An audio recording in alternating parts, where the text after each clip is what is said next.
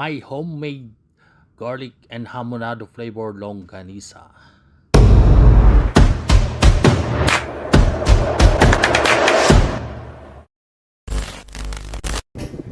So para sa pambalot natin sa gagawin nating longganisa, gagamit tayo ng bituka ng baboy. So first main ingredients, syempre pork giniling. Tapos meron din tayong pineapple juice. Meron din tayong brown sugar para sa hamonado. Meron tayong cornstarch, garlic para sa garlic flavor. Syempre iodized salt.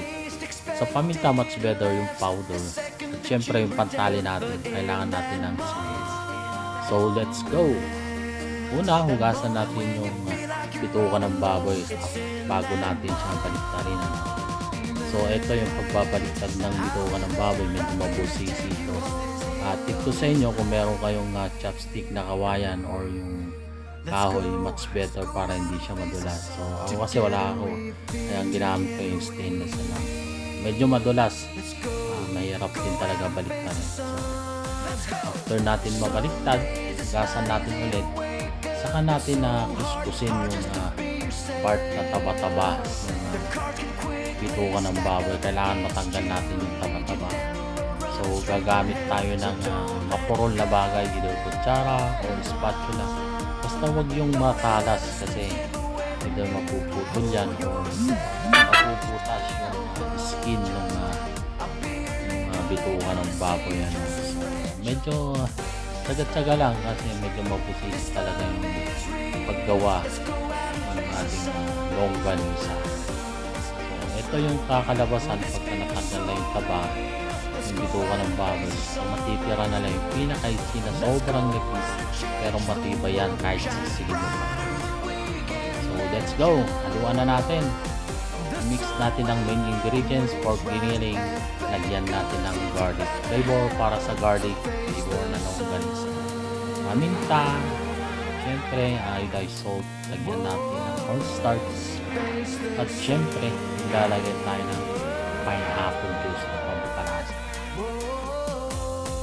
So mix natin, gamit tayo ng gloves para malinis at yung buhay ng ating gagawin longganisa extra. So nag-improvise din tayo ng imbudo, soft drinks, macron. Kasi yung imbudo na nabibili, maliit talaga, so hirap ipasok yung giniling sa intestine ng gagawin natin na longganisa. So after natin na may pasok lahat, siyempre tatalian natin ang sinulit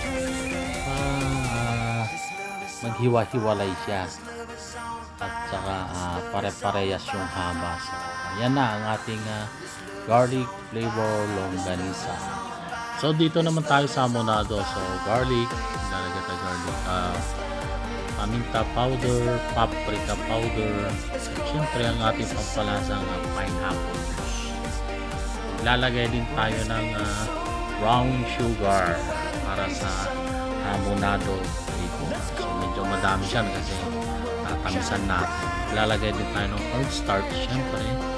So konting iodized salt, saka natin siya i-mix ng maigi. So kailangan ma-mix yan. Kung meron kayong mixer, mas maganda, pero kung wala naman, pwede na yung kamay, basta gumamit kayo ng gloves para yung duration, yung buhay ng gagawin ng longganisa is tumagal na kahit ilang linggo.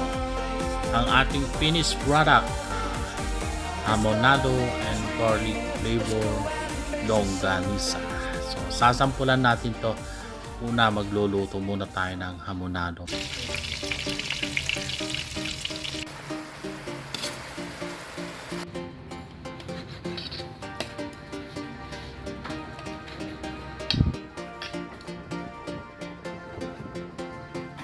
This life sure has a sense of humor, a funny way of knocking you to the ground.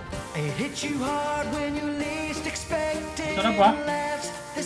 Homemade to, homemade. Walang preservatives. Walang halong ano mga milagro. Legit to.